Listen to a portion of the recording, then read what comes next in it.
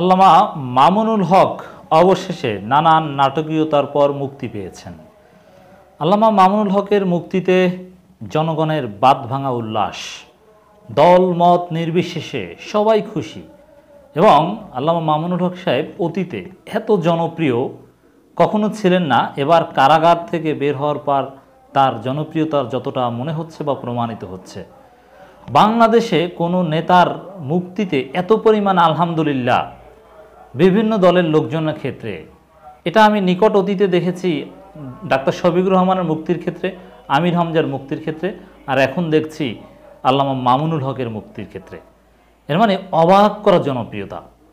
এবং আপনারা জানেন যে গত রাতেই আল্লামা মামুনুল হকের মুক্তি পাওয়ার কথা ছিল কাশিমপুর কারাগার থেকে, কিন্তু জনগণের বাঁধ ভাঙা উল্লাস এবং জনস্রোতের কারণে হয়তোবা কারা কর্তৃপক্ষ রাতে মুক্তি না দিয়ে পরের দিন সকালে মুক্তি দিয়েছে।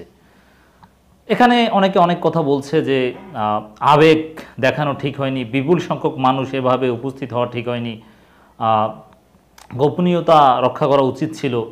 আমিরে জামাত ডাক্তার শফিকুর রহমানের ক্ষেত্রে যেটা হয়েছে, অল্প কয়েকজন লোক জানতেন, মুক্তি পাওয়ার পর সারা জাতি জেনেছে, সবাই আলহামদুলিল্লাহ করেছে, সেলিব্রেট করেছে, এজন্য মুক্তিতে তেমন জটিলতা তৈরি হয়নি। কিন্তু আল্লামা মামুনুল হকের ক্ষেত্রে বিপুল সংখ্যক নেতাকর্মী, সাধারণ মানুষ কারাগারের সামনে ভিড় করার কারণে হয়তো বা রাতে তার মুক্তি দেওয়া সম্ভব হয়নি, সকালে দিয়েছে।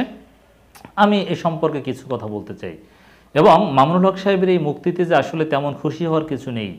হ্যাঁ, অবশ্যই আল্লামা মামুনুল হক মুক্ত বাতাসে আলহামদুলিল্লাহ, কিন্তু কিছু কিছু দিক আমাদের মনে রাখা দরকার। এখানে আমরা যতটা উচ্ছ্বাস দেখাচ্ছি বা যেভাবে বিষয়টাকে সেলিব্রেট করছি, বিষয়টা কিন্তু এরকম নয়। কিছু ব্যতিক্রমী কথা বলাটা জরুরি। আমি প্রথমে বলবো যেখানে গোপনীয়তা দেখানো জরুরি ছিল কিনা। না, আসলে কারাগারের সামনে ভিড় করলে যে মুক্তি দিবে না, আর ভিড় না করলে যে মুক্তি দিবে, বিষয়টা এরকম নয়। হয়তো বা রাতে মুক্তি না দিয়ে সকালে দিয়েছি, অল্প সময়, এর চাইতে বেশি কিছু না। আর মামুনুল হক সাহেবের মুক্তি এটা পুরোপুরি সরকারের মর্জির উপর। এখানে কোনো আইনি লড়াইয়ের মাধ্যমে মামুনুল হক বিজয়ী হয়ে বা আদালতে নির্দোষ প্রমাণিত হয়ে বেকসুর খালাস পেয়েছেন, বিষয়টা এরকম নয়। এটা সরকারের সাথে আলাপ আলোচনা করে একটা সমঝোতার ভিত্তিতে মুক্তি হয়েছে। এবং আপনারা জানেন যে স্বরাষ্ট্রমন্ত্রীর সাথে গত 11 মার্চ হেফাজত নেতারা দেখা করেছে, মাননীয় প্রধানমন্ত্রীর কাছেও বিভিন্ন মাধ্যমে অনুরোধ করেছে, এবং স্বরাষ্ট্রমন্ত্রী আশ্বাস দিয়েছেন রোজার মধ্যেই মুক্তি পাবেন। যাক, রোজার পরপরই তো মুক্তি পেলেন। এর মানে এখানে এটা একটা সমঝোতার মুক্তি, এই বিষয়টা আমাদের মনে রাখতে হবে। সমঝোতার মুক্তি হোক আর যে মুক্তি হোক, আল্লামা মামুনুল হকের যে শারীরিক কন্ডিশন বা তার জন্যে কারাগার থেকে বের হওয়াটা জরুরি ছিল, বের হয়েছে আলহামদুলিল্লাহ। কিন্তু এটা কিন্তু চূড়ান্ত বিজয় নয় এবং এটা সরকারের কোনো পরাজয় নয়। আন্দোলন করে তাকে বের করে আনতে পেরেছে, বিষয়টা এরকমও নয়। এর মানে এই বিষয়টা মাথায় থাকা দরকার ইসলামপন্থীদের, হেফাজত নেতাদের, মামুনুল হক সাহেবের অনুসারীদের, খেলাফত মজলিসের, খেলাফত আন্দোলন বা তার দল যারা করেন তাদের। কারণ একটা সরকারের সাথে সমঝোতার মুক্তি, মাইন্ড ইট। অতএব এটাকে যেভাবে সেলিব্রেট করছেন, অনেকে বলছেন যে নির্দোষ প্রমাণ হয়ে বের হয়েছেন, চূড়ান্ত বিজয়। না, এটা নির্দোষ প্রমাণ হয়ে, অবশ্যই মামুনুল হক নির্দোষ, কিন্তু নির্দোষ প্রমাণিত হয়ে বের হয়েছেন, বিষয়টা এরকম নয়। এবং চূড়ান্ত বিজয় এটা এরকম নয়। সরকারের সাথে যে কন্ডিশনে সমঝোতা হয়েছে, সরকার চাইলে যে কোনো মুহূর্তে তার জামিন বাতিল করে, তার বিরুদ্ধে 37টা মামলা আছে, একটা দুইটা মামলায় মুহূর্তের মধ্যে তাকে কারাগারে ঢুকিয়ে দিতে পারে। এর মানে টোটাল বিষয়টা একটা সমঝোতার বিষয়।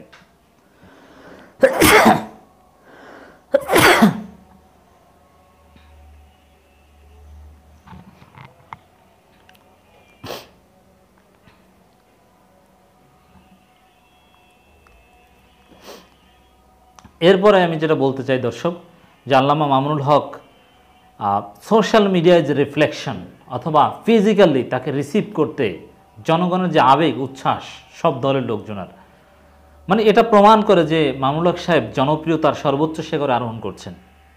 সরকার তার বিরুদ্ধে যত প্রোপাগান্ডা চালিয়েছে, যত নাটক সাজিয়েছিল, তাকে কারাগারে রেখেছে, ঝর্ণা ইস্যু, কত নাটক, তার চরিত্র হওয়ানোর জন্য এমন কোনো চেষ্টা নেই যে করেনি। মামুনুল হক সাহেবের কিছু ত্রুটি বিচ্যুতি ছিল, এত বড় আলেম, একজন রাজনীতিবিদ হিসেবে আরও সাবধান থাকা উচিত ছিল। কিন্তু তারপরও তার বিরুদ্ধে সরকার এমন কোনো ঘৃণ্য অপপ্রচার নেই, মিথ্যাচার নেই যেটা না করেছে। যতই করুক, যাই ঘটুক না কেন, আল্লামা মামুনুল হকের বিরুদ্ধে যে ঘৃণ্য অভিযোগগুলো দেওয়া হয়েছিল, আওয়ামী লীগের লোকজন সেটা বিশ্বাস করেনি। সরকার মামুনুল হক সাহেবকে নির্যাতন করতে পেরেছে, কিন্তু তার চরিত্র হনন করতে পারেনি, তার বিরুদ্ধে অভিযোগগুলো কাউকে সামান্যতম বিশ্বাস করাতে পারেনি। আমি একজন মানুষ হয়তো বা খুঁজে পাবো না যে মামুনুল হক সাহেব ধর্ষণ করেছেন বা বিবাহ বহির্ভূত সম্পর্ক করেছেন বা কোনো ধরনের অপরাধ করেছেন। মানে ভুল তো করতেই পারেন, তিনি তো আর ফেরেশতা নন। কিন্তু যে অভিযোগগুলো সরকার দিয়েছে তার সামান্যতম কিছু মামুনুল হক করেছেন, এটা কেউ মনে করে না, কেউ বিশ্বাস করে না। এর মানে সরকার কাউকে বিশ্বাস করাতে পারেনি। তো এটা মামুনুল হকের নৈতিক বিজয়, জনগণের ভালোবাসা, অবাক করা ভালোবাসা, জনগণের শ্রদ্ধা তিনি পাচ্ছেন। মানে এতটা জনপ্রিয়, তিনি মজলুম, এখন আলেমদের হিরো।